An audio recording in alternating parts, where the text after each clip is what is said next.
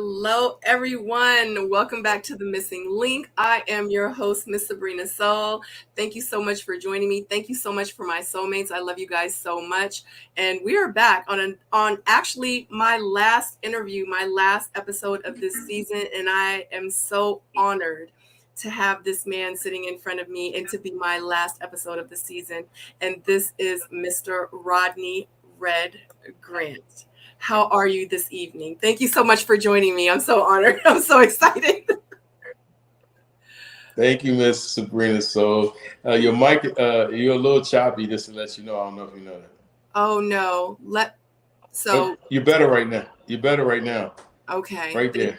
Thank you. Maybe I need to talk slower. I'm gonna talk slower. No, you're good right there. Everything's perfect. Okay, perfect.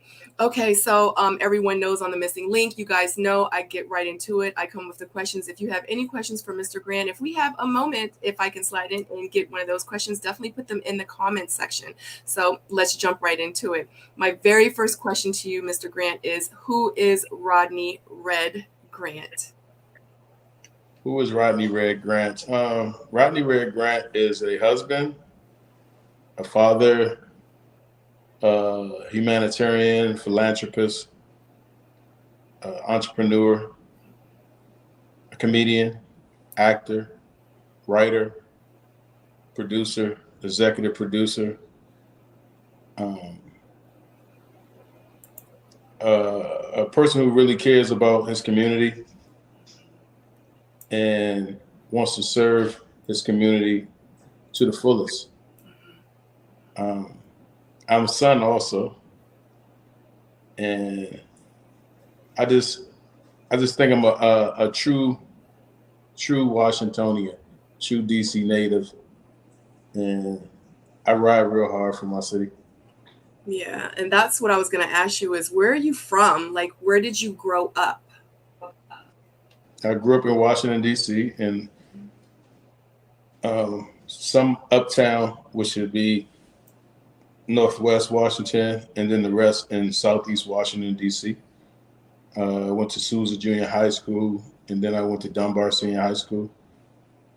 I've worked for the Department of Parks and Recreation before I became an entertainer. Well, I've been an entertainer my whole life. I can't say before I became an entertainer because I've been an entertainer my whole life. It seemed like my mom's put me in choirs when I was like 6, 7 years old. I've sung for several presidents at the lighting of Christmas trees. Wow.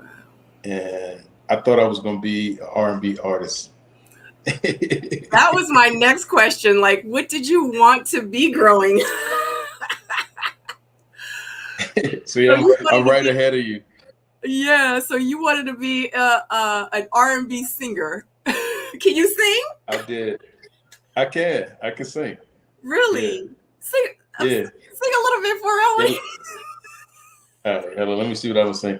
Come and talk to me. I really want to meet you, girl. I really want to know your name.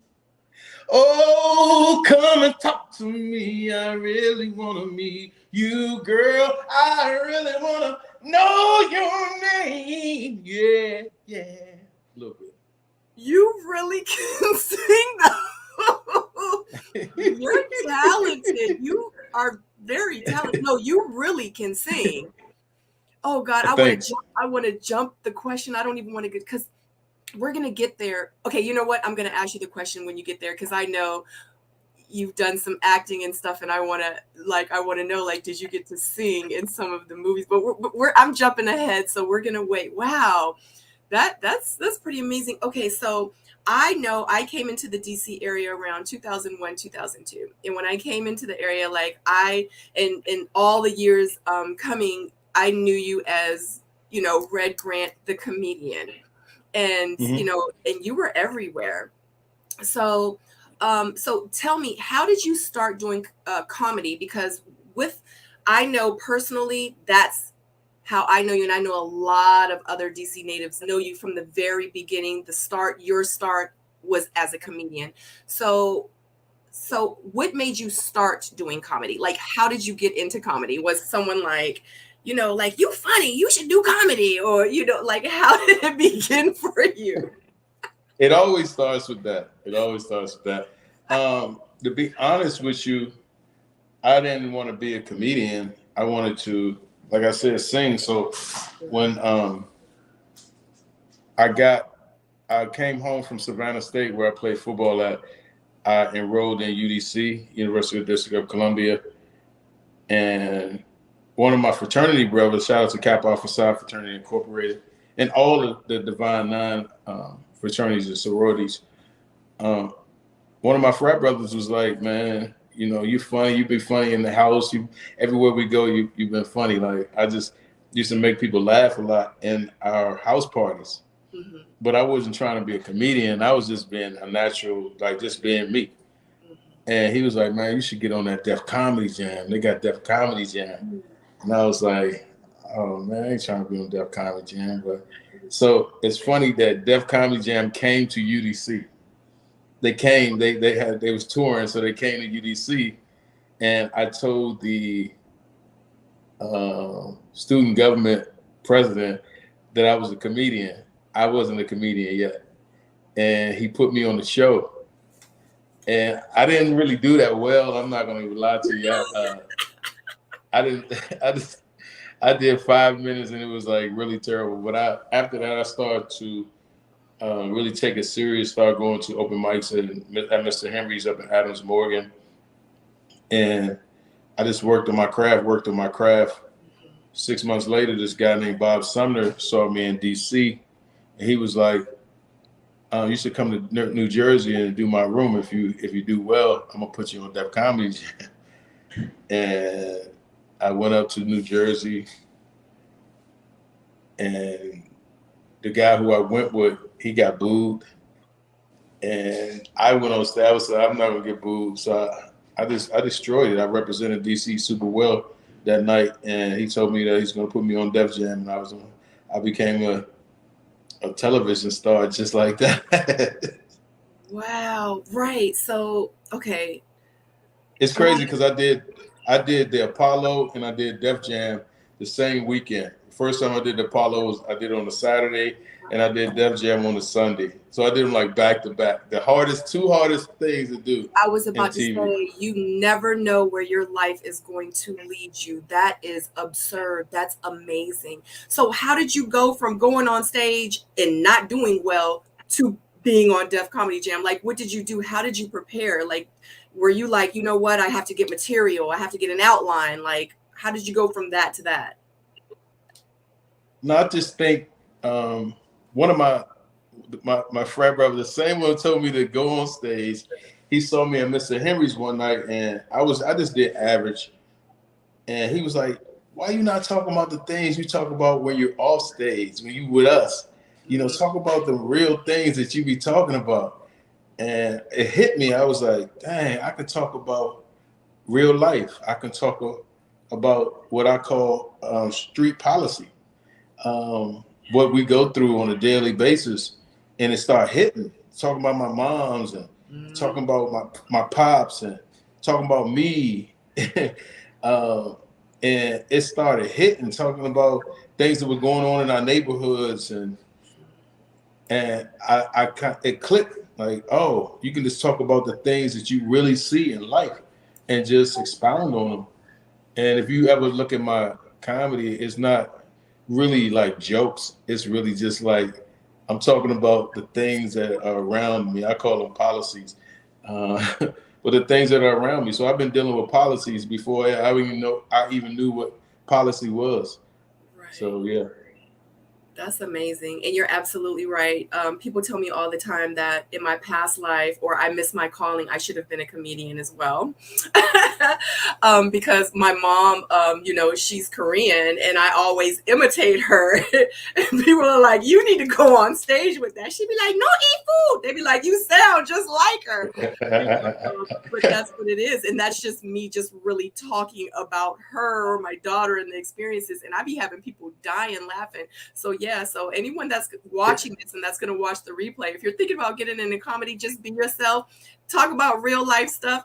It do it in your own funny manner and way, and you will become successful. You'll be a hit. Like, look at Rodney, Mr. Grant. You know, went from Def Comedy Jam to Apollo to the movies. Let's talk about that. So you ended up doing, movies. With you being in acting, how did you first of all, how did you get into acting? My first movie I ever did was an old movie called, I want to say Strays. It was Vin Diesel's first movie, right?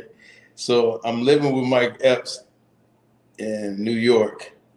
We all used to sleep on each other's couch. So I went to New York, and Mike was like, "I'm about to do this movie with this dude named Vin Diesel, and you want to come and be an extra?" That was the first time I did a movie. So Mike took me on set, and that was my first movie. My second movie was called what was it called? It was with Mitch Mulaney. And it was super good. It was my first real where I got a chance to talk. Right. So it was The Breaks. It was called The Breaks. And I got a chance to talk. And when I got a chance to talk, I was like, oh, it was a small talking part, but I was like, this is pretty cool. So I started studying, and I got a movie called Leprechaun in the Hood. Mm-hmm.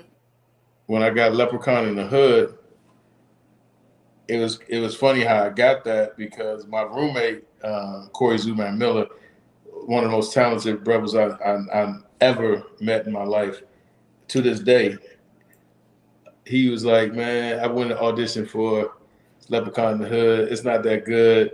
You know what I'm saying? If they call you, you can go, but no, I wouldn't. So they called me the next day.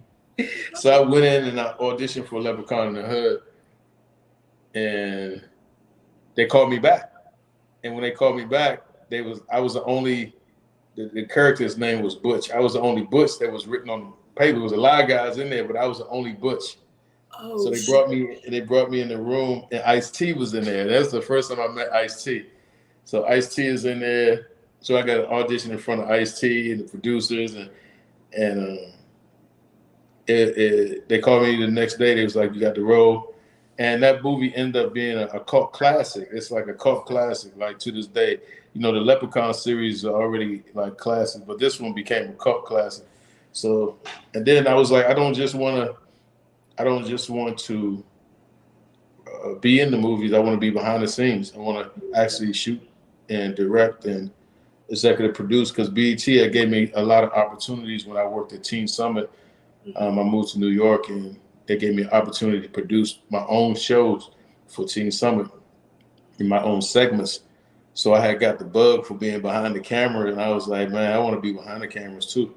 So I wrote my first film called Family Reunion, and I got an angel investor involved, and he gave me $500,000 to shoot it. I shot it in DC and on my grandparents' farm in Emporia, Virginia, in Skippers, Virginia, and it ended up doing super well. And I was just like, so from there, I've been in 16 films. I think about 16, about 16 films. I produced over 25 shows for the Viacom network behind the scenes.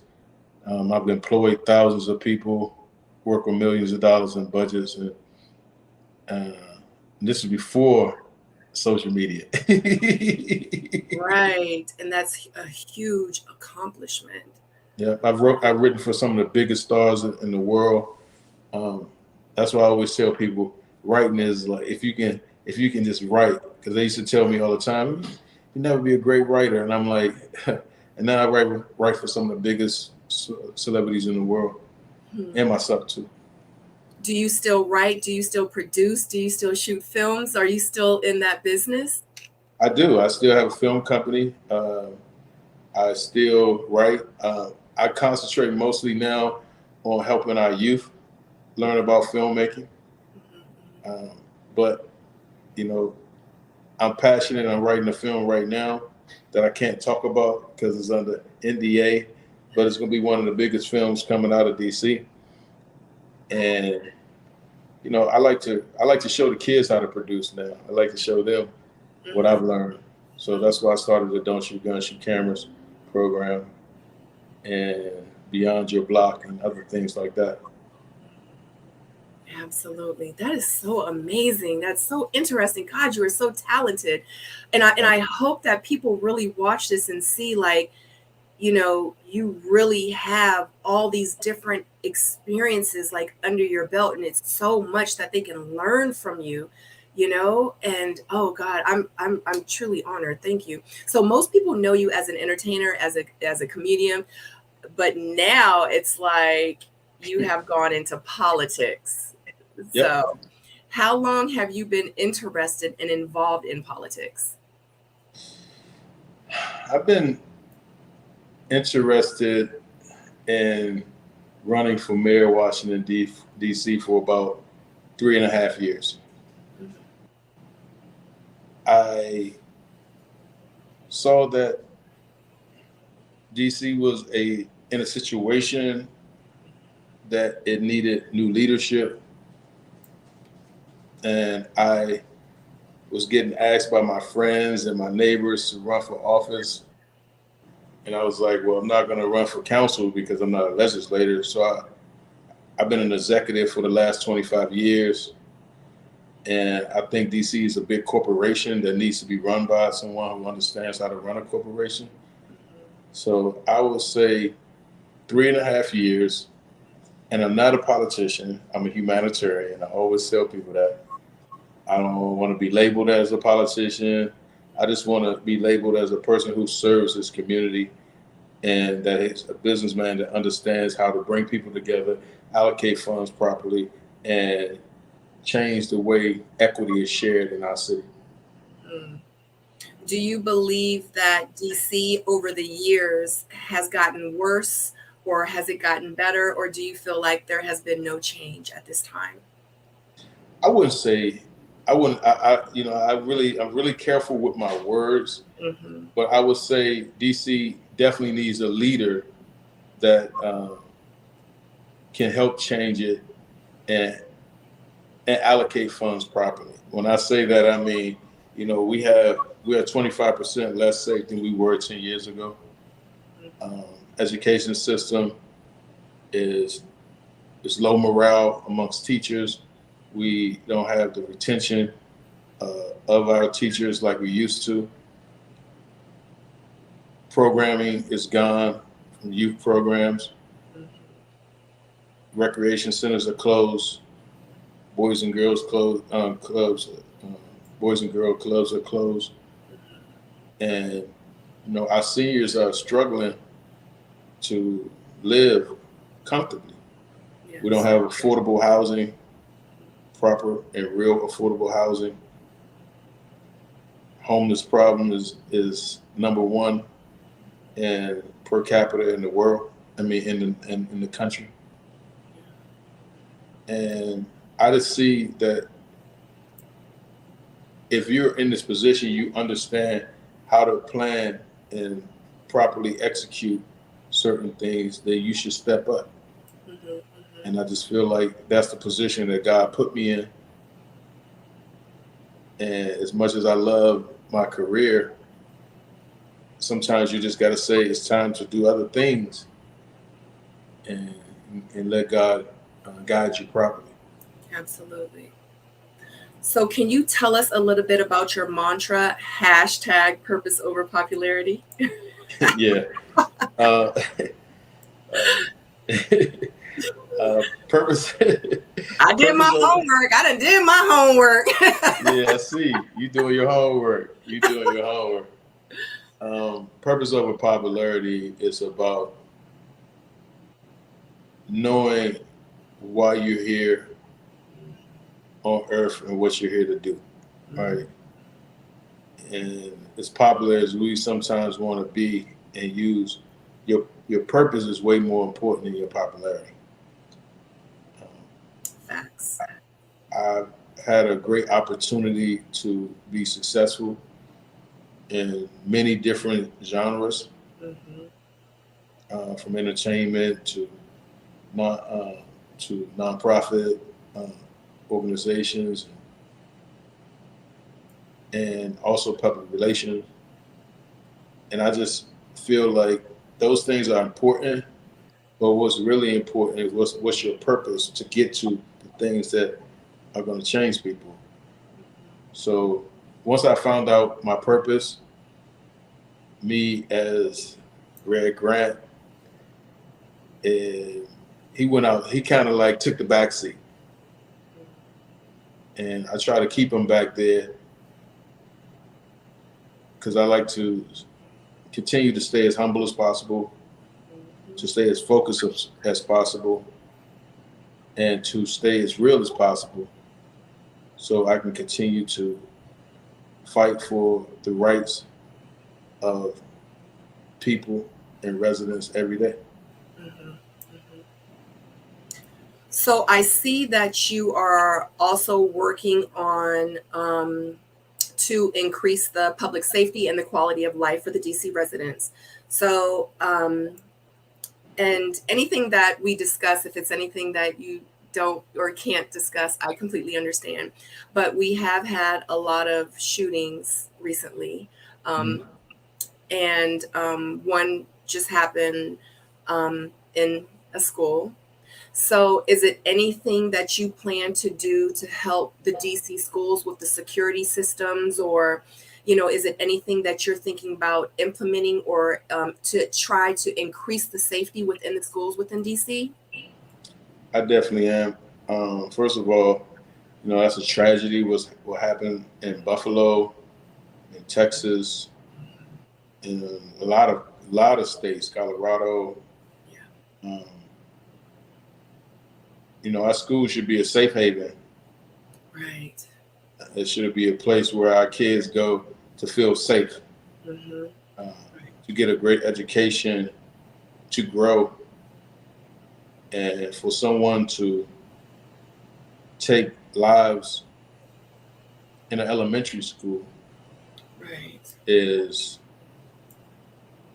the most horrible thing that I've probably heard in my life. That's like that. I can only imagine and how those parents are feeling. I get mad thinking about it, knowing that I have a 13-year-old in middle school, and I send her there every day. I give her a hug and I put her, allow her to go into a place that I feel like is a safe haven, to trust that she will be safe. And you have people, a lot of this is mental health. When people are going and shooting up schools like that, we're dealing with a lot of mental health issues. Right, we are. We're dealing with a lot of racism, anger, and we have to protect our kids by any means necessary. So we have to put things in place that keep them safe. Yeah. Yeah, this joint it's hard to talk about because it is. I mean it's give me a second. I understand. As a human, if you don't feel a certain way when you hear about stories like this, then you're not human. And we got to work together as a community to keep our youth safe, right? Right. Takes a village. More than that nowadays. Yeah, and whatever we have to do to keep them safe, we got to do it. I don't want them to feel like they're in prison when they go to schools or anything, because sometimes I feel like that when I walk into schools. But I do want them to feel protected. So go Briar. That's okay. Briar. I have a dog also. It's okay. I have 2 babies, so I get it. Okay, so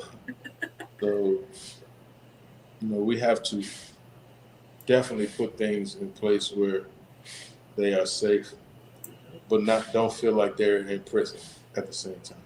Yeah. In Georgia, they just actually allow teachers to carry guns to school. I don't know if that's the solution. That's not the solution. No, I don't think that's the solution. But yeah. I mean, I do want them to be safe. Right. And, you sometimes can't curb people's way of thinking, but you can definitely try your best to protect. Exactly. Yeah. I don't think that allowing them to have guns is helping it needs to be a part of the solution. And that just seems like it's becoming part of the problem. And I feel like they can implement different types of systems, not feeling like they're in jail, but they can implement, more cameras, security cameras, having locked doors, making sure all the doors are locked, and having a buzzing system. I mean, anything, something. But yeah. A lot of the schools have buzzing systems, but like at my daughter's school is a buzzing system. Mm-hmm. But I don't know the circumstances behind that actual school. Mm-hmm. But I definitely feel like they're safer when you have that buzzer, when you have that camera at the front, and you concentrate it to a certain door that they can come in. Right. But we have to do something, because that's the most horrible thing that, as a parent and as a American human, that you can ever think could happen. Absolutely. I think I cried for 3 days. It's bad. It's terrible. It is. And I'm sitting here thinking of all the different things, what can I do? What can, but yeah, just starting with having a system where all the doors are locked. But I did think that they mentioned that the back doors were unlocked, but yeah. Well, we definitely got to have better gun laws that protect us. These young kids are buying guns at 18. That's not cool. Yeah, not at all. Not at all. So that's a whole nother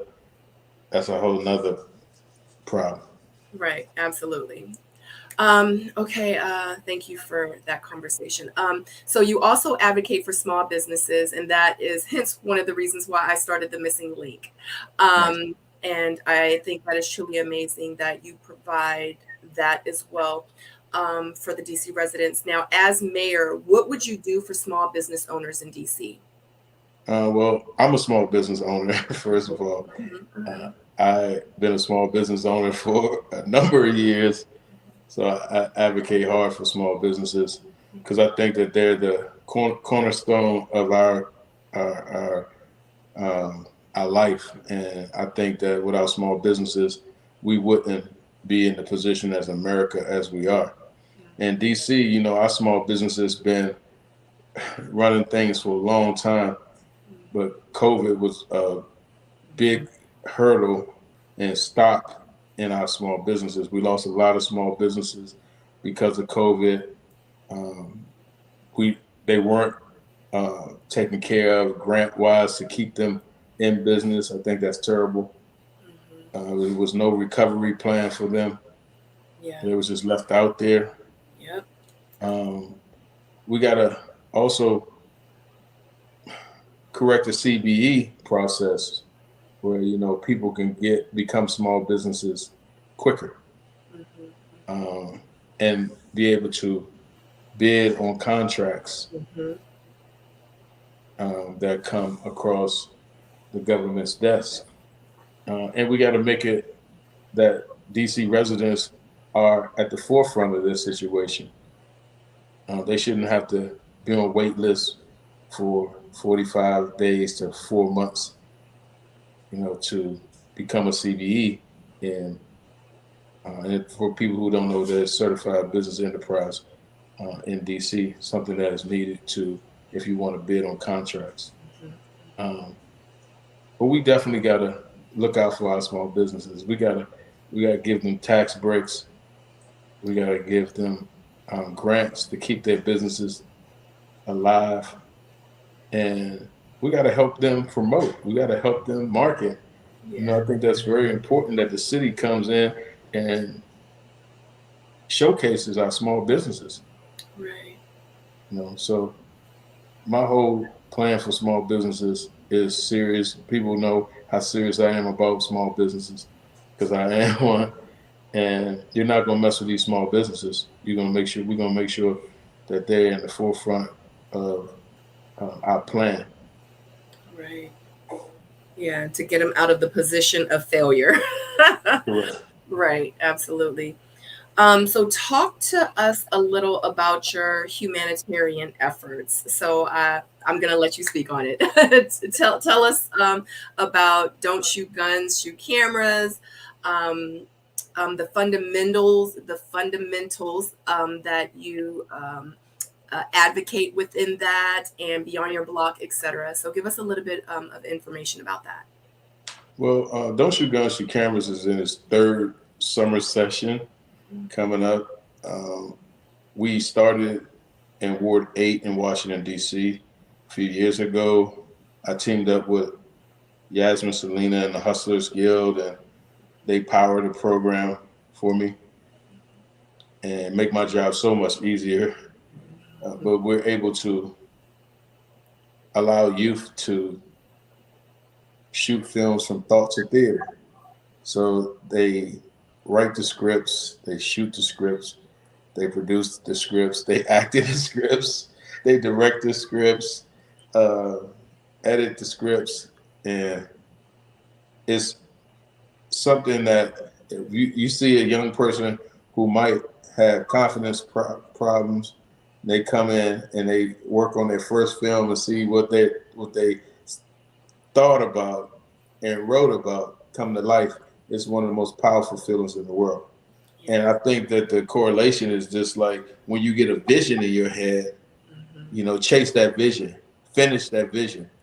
And that's all I'm trying to teach them. Like that it's something else other than football, basketball.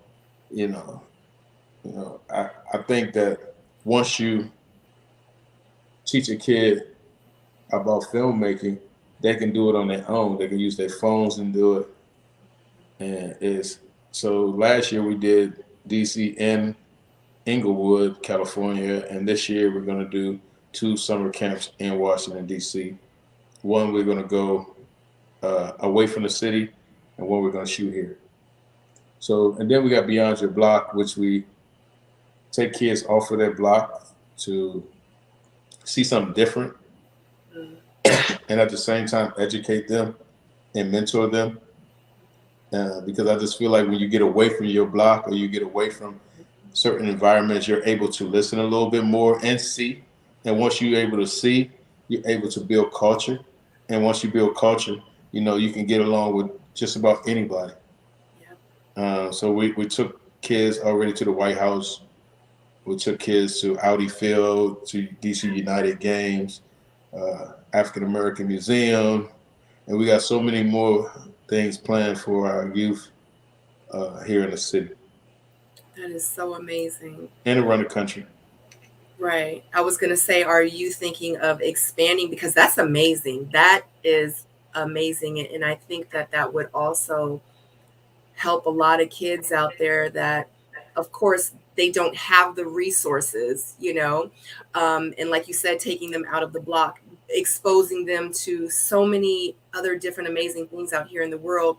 And maybe they won't go pick up a gun, and maybe they won't, get into that fight, and maybe they won't, take that hit or whatever the case, because they're too busy learning about film. They're too busy, exposing themselves to something else that's more positive. But it takes us, the adults, to step in and to provide these resources for them. Like, it's just not going to happen. Like, You know what I mean? So Yep. taking the initiative. So I want to commend you on that. And I want to say thank you for that, because that's it starts with the kids. So, and I think a lot of us have lost focus of that. That's amazing. Thank you so much. So with, now there are a lot of things that I know you're focusing on, when you become mayor. So can you briefly kind of tell me all the different things that you plan on doing and intending on focusing on within the community or within DC? Because I know we briefly talked about the schools and so I want you to give me like kind of a summary of what you plan to do and focus on as mayor. Well, I want to make DC an anti-poverty city. I want to make sure it's an affordable place to live. When it comes to, people ask me all the time, well, why is it so unaffordable? And I started to research why our city is so unaffordable. Is one reason is because of the MFI that is used to determine, DC's rental property. And for those who don't know what MFI is, it's a median family income. And most cities use what their median family income within their area, but DC uses Loudoun County, Fairfax County, Montgomery County. So people in those counties are some of the wealthiest people in the world. And, residents in Washington, D.C. don't make that type of money. So we have to lobby HUD, the Housing Urban Development, Department of Housing Urban Development, to bring down the median family income within Washington, D.C. And we have to get checks and balances on the banks that fund these programs and fund these developers. We got to have checks and balances on the Housing Production Trust Fund, and we got to make sure that they're spending the money in a proper way that people can truly afford to live here. Right. It's been a lot of mistakes made when it comes to how to create affordable housing in Washington, D.C. and not price people out. And we got to check that immediately. Right. So, but we also got to get our homeless. That extends to our homeless population. Homelessness has to be dealt with in a way that people really get off the streets and don't go back on the streets. Right. Not just come off the streets for a month and go back out on the streets. We got to start educating. We have to start developing programs that are workforce development programs to help some of these people individuals who really want to work, who really want to have jobs, and they really want to afford to live, and they want to pay their own rent, and they want to pay, buy their own house, and it can be done. Right. But we have to put the proper people in place to run these programs and run these services. And sometimes, I hate to say it, but some people are not working up to their full potential. And I'm going to check that immediately. We're going to make sure we have a city that is run properly and a government that is run properly. And I always tell people, there's nothing against no one who's running the city, but it could be run better. And that's just what it is. Yeah, absolutely. And you speak about funding, and you're absolutely right. And like I said, this boils back to, it starts with the kids, and you discussing don't shoot guns, shoot cameras. Like that's where it starts, because with that program that you have, so do you provide job placement opportunities with that program? Do you provide school credit for those programs? Can you talk a little bit about that? Like, do you do that? Yeah, we do. You must. You didn't read up on us, and you knew that. Oh no, I was kidding. Actually, no, I did, but we need to let the viewers know. Okay. I know everything. Okay. But I don't want to sit here and talk like I know. Then we wouldn't have no questions. Yeah, we do. We provide job placement and provide stipends for them when they come in. Because I just think that kids, when they work, they should get paid. Yeah. And I look at it as a job. Uh, but we have a lot of great success stories. I think every kid who comes to our program, first they get a camera, they get a brand new camera to start their filmmaking career off. And I always believe that we need to put back trades in schools too. If we can put back trades in schools, because everybody doesn't want to go to college, but we have to prepare our kids for the workforce. We have to prepare them for um, opportunities that are here in Washington D.C. We got to prepare them to be the small businesses. Absolutely. When they get to be the contractors, small contractors, and the big ones, and we can do that. And we got to put back in our schools financial literacy. We have to teach our kids and our youth financial literacy. We have to put back emotional intelligence programs, social and emotional learning programs. And if we do some of these things, we could save so many more kids, so many more. Yes. And I think that's one thing that I have people coming at me right now. I'm an independent candidate, so they got a whole system behind them, a whole party behind them, and their job is not to allow me to be the first independent mayor of Washington D.C. And I keep telling them, you got to fight hard for that not to happen. Yeah.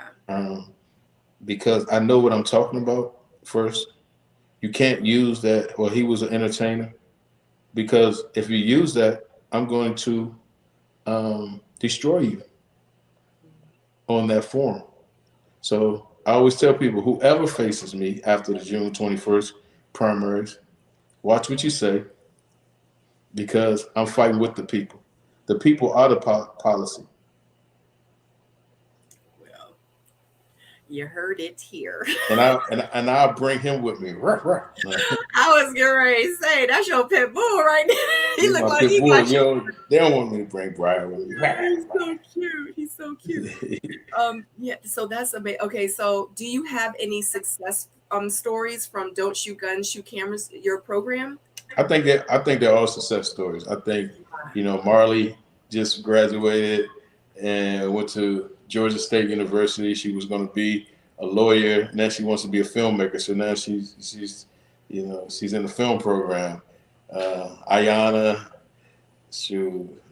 Jacob, all of them. I think all of them are success stories. I think that every year they come back and they help the next class. So once you graduate from it, you come back and you help the other young men and women. So that's success in itself. That's you becoming um, a teacher, a producer, executive, and that's what I try to teach them. Like, you got to come back and teach. Each one teach one. So I think if we do that, our whole community can be successful. I think it's about. I was talking to some young men today, and it's so good to see so many men starting to step up to help our youth. All right, because men are needed to help these young men to grow, and women are too. Yeah. But it's just like when they get it from a person who's been through this, what they're going through. And that's why I always say, our queens always need help, just like our kings need help. That's right. That's right. And if we don't think we need each other, then we're sadly mistaken. So I just tell people to step up. I always want people to support the movement, the grantformairdc.com movement, Grant for Mayor movement. We're trending heavy right now, and I know it's time for DC to have an independent mayor, and I will be that first one. Yeah, I'm so proud of you. Thank you. So I know you discussed and expressed briefly a little bit earlier about how you want to expand this, but and I know this is solely based off of DC at the moment, but can other states join this program? Like if someone's son lives in Jersey and they're like, this is amazing, but I want my son to do this.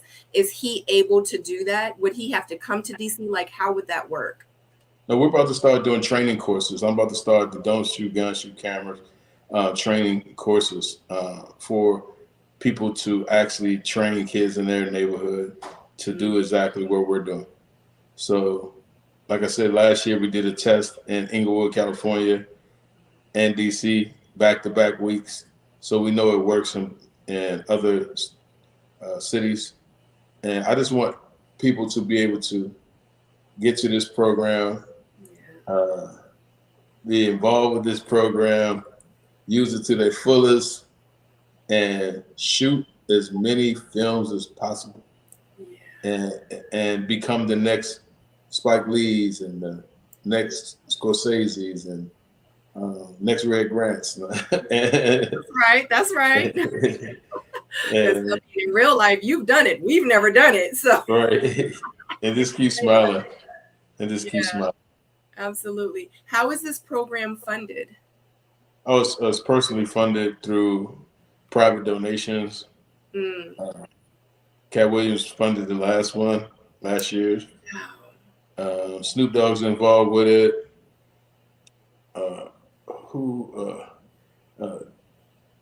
Big G, I don't know if you know Anwan Glover from The Wire. He's involved.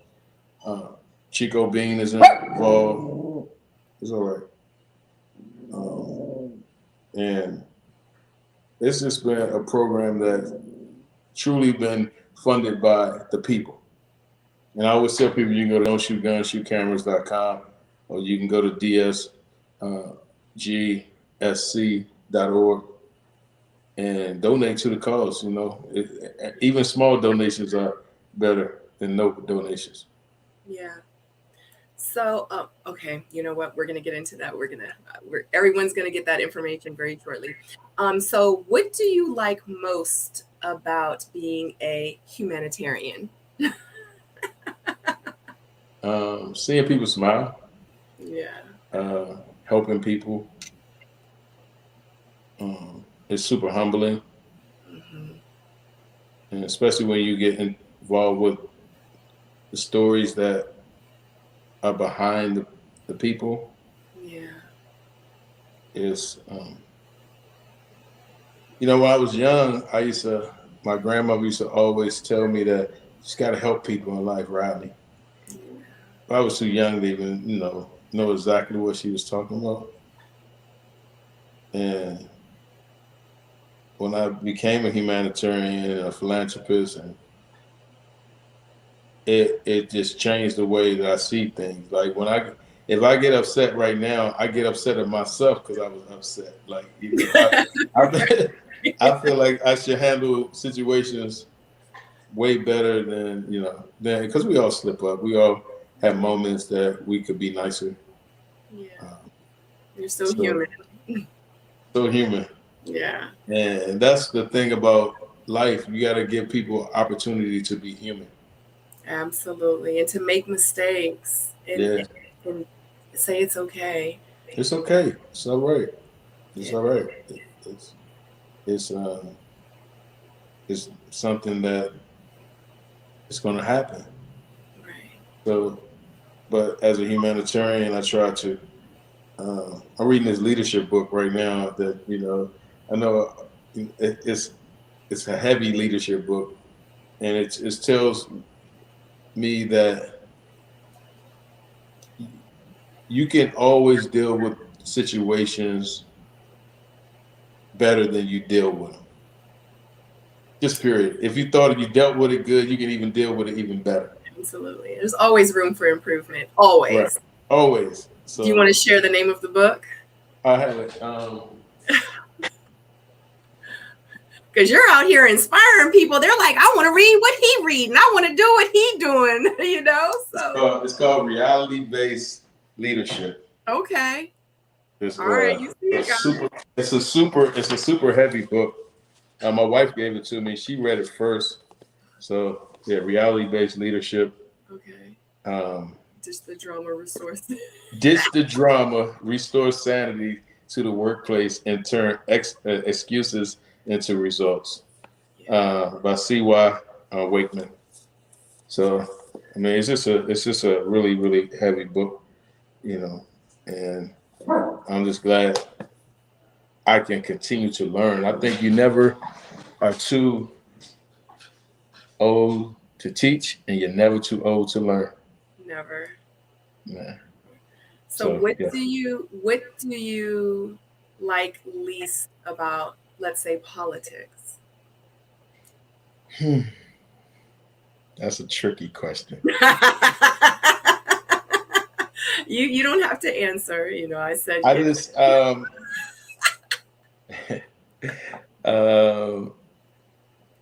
don't like the current system of politics sometimes. Mm-hmm. But I do like what it's supposed to be in place for. Mm. But I think when people get in certain positions, they get money hungry. Yep. They forget about the residents. They see something for themselves, and they lose focus on what they really should be doing. Right. They start faking and fronting and filibustering, making excuses, not answering questions direct. And that's not what politics is supposed to be. Yeah. I don't like the back and forth arguing between parties. Hence, I'm independent. Hence, that I don't want to have a party. I want to be able to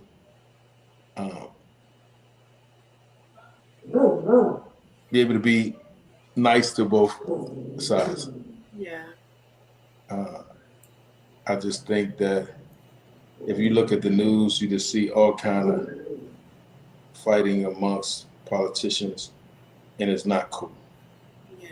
Because we have people looking up to them, and they're supposed to be the example of leadership that we expect to see. So I just think how politics is not happening is what I hate the most about it. Yeah. How it's not, it's not sometimes working for the people that it's supposed to work for. Right. And you're supposed to be that direct representative of the people. Right. So, and you hear, like, what I found out about politics, that people tell you all day what's really going on, right? Oh. And you have to listen to and execute what you hear. Right. And not just telling us things that you think we want to hear. That is correct. Yeah. So that's the answer to that question. Yeah. I think that's the best way I can answer. Great answer. Thank you. Thank you so much. I'm not good at that part of it. Right. You did a great job. I really want to say they owe some. They can't do it. You see, I'm getting good at this. I'm getting good at this. I'm telling you. My wife would have said that was a great answer, Rodney. Yeah. That was a great answer.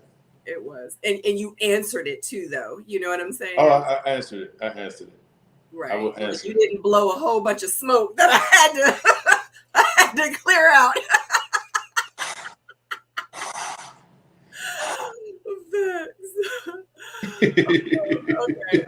Okay. So I just want to also say, because I am no judgment, this is no judgment zone. I love everyone. I love, and I love people.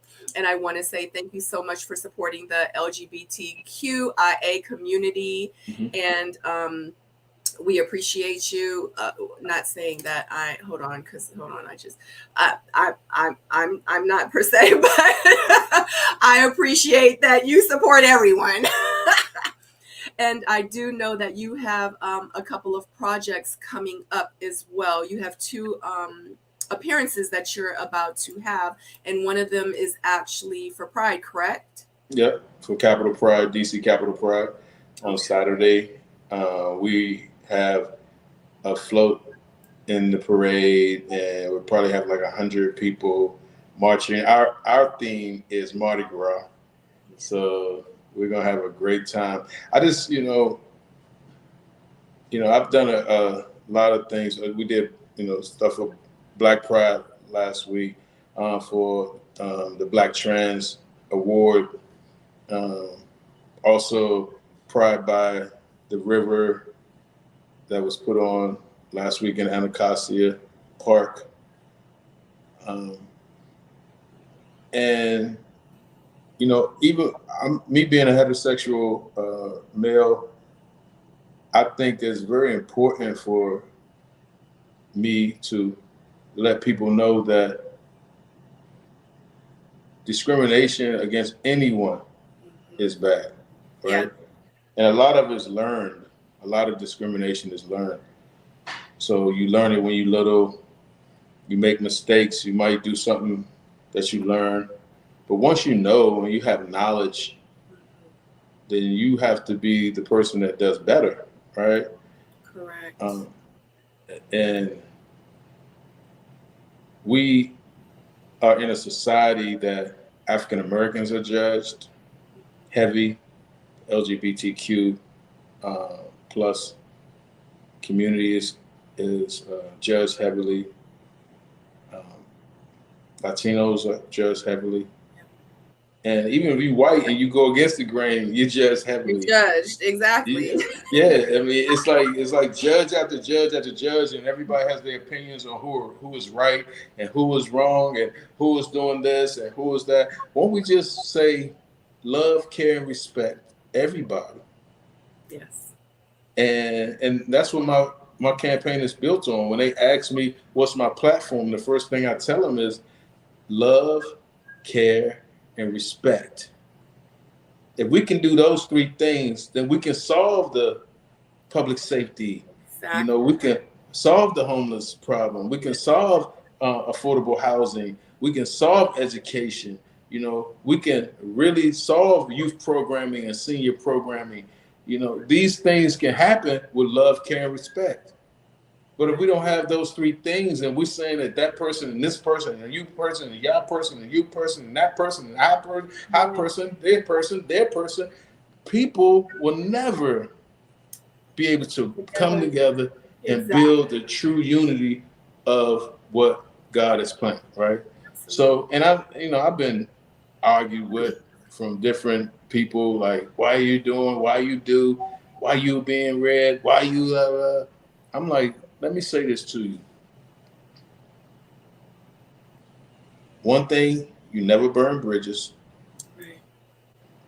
And you never judge people because you don't never want to be judged. Absolutely. And you give love to everybody, you care for everybody, you respect everybody, and have fun in life. Yeah. Stop being so angry. Stop being so judgmental. You don't know if you're going to be here tomorrow, so you got to have fun today. That was cute. Right? So my campaign is built on that. And, we just got a lot of different events coming up. I'm super excited about. On the 21st, we have a primary watch party at Barcode. The 19th, on the 20th, I'm helping the young comedians out around DC with this new show with my partner Yachty from Mochella called Oh You Jonin'. On the 22nd, I'm doing part 2 of the final stage that I did. Part 1 a few weeks ago sold out at the Improv in Washington DC. We're doing part 2. On the 22nd, I always tell people, get your tickets now. It's going to be crazy. and it will sell out. And we just have so much going on. We got the fall ball coming up. We got just so much. And I want people to follow it on grantformairdc.com. Keep up with the events. Become a volunteer. Donate to the campaign. Come out and walk with us. Come out and be a part of the canvassing. Come out to our outreach where we go out to our seniors and our youth. Come and just be involved. I think we have the most exciting campaign in the world, and we want more people to be involved. And we want you. Yeah, absolutely. Absolutely. Because like I said, it takes a village. It takes more than a village nowadays to make amazing things happen. And each one teach one. So let everyone know where they can find you. Let them know what your Instagram is, your website. Give them all the deets so they can follow you and support you, where they can go to donate to your campaign, everything. You can, like I said, you can go to grantformairdc.com. My Instagram is REDGRANT. My other website is REDGRANT.com. My Twitter is REDGRANT Laughs. My TikTok is REDGRANT TV. And I always tell people, just keep up with the movement, and this is super important. I always tell people to keep your party, but keep your thoughts independent. Stay independently thinking. Keep your party though, but keep your thoughts independent. Yeah, I had to learn that over the years. I'm like, wait a minute. Stop fooling me. Stop tricking me. Like, don't fool me no more. I will not be fooled anymore. Yeah, I had to learn the hard way. So amazing. So just to let everyone know that is watching now, and also the replay down below under this video, the link for his Instagram, for Mr. Grant's Instagram, is down below. His website is down below. The direct link to donate to his campaign and to donate to Mr. Grant is down below. The direct link to his media, to watch his YouTube videos, to find out more about Mr. Grant, is also down below. So you can't miss it. So definitely support. Yeah, support. He needs every vote. Every vote counts. People voting. You have to vote. It does make a difference. Just to let you guys know, real quick story, because we are talking about this. When I came into the United States, I was not a citizen of the United States. Okay. It took me some years for me to get my citizenship. The very first time when I got my citizenship, the very first president that I voted for was actually Obama. So, a lot of people, they take it for granted because you guys are able to vote. A person like me, I didn't have that opportunity. I wasn't able to vote because I wasn't a citizen of the United States. I was a legal alien. But, to have that, and for me to not have it, and I'm looking at everyone, when it's time to go vote, I'm looking at everyone go vote. And I'm like, dang, I didn't have that privilege, So people really need to understand the severity of it and how it really can make a difference. And I appreciate you so much. Thank you so much, Mr. Grant, for joining me tonight. I appreciate the information that you gave us.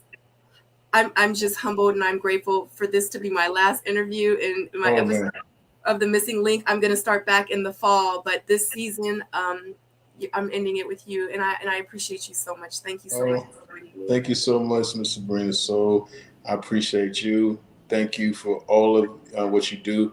Your questions were amazing, and I'm truly blessed to know you now.